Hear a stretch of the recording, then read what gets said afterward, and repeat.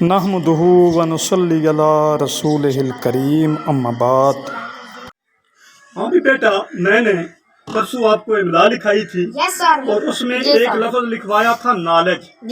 ماں سوائے 3 بچوں کے اس کے سپیلنگ سب نے غلط لکھے تھے۔ آپ نے لکھا تھا NOLIG، مگر یہ غلط ہے۔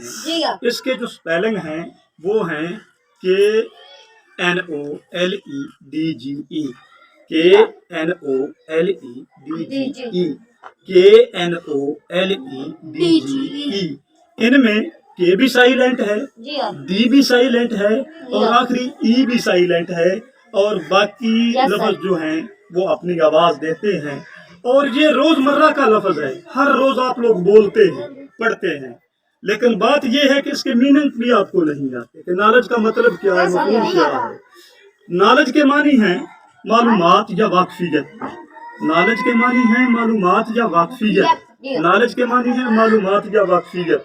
اور لفظ نالج کا معنی جو ہیں وہ علم بھی لیے جاتے ہیں، وہ بھی کسی حد تک ٹھیک ہیں، لیکن جو اس کا اصل مفہوم ہے، جو نالج کا صحیح مفہوم لفظ دیتا ہے، وہ ہے صرف واقفیت اور معلومات۔ دعا ہے اللہ مل کی توفیق دے۔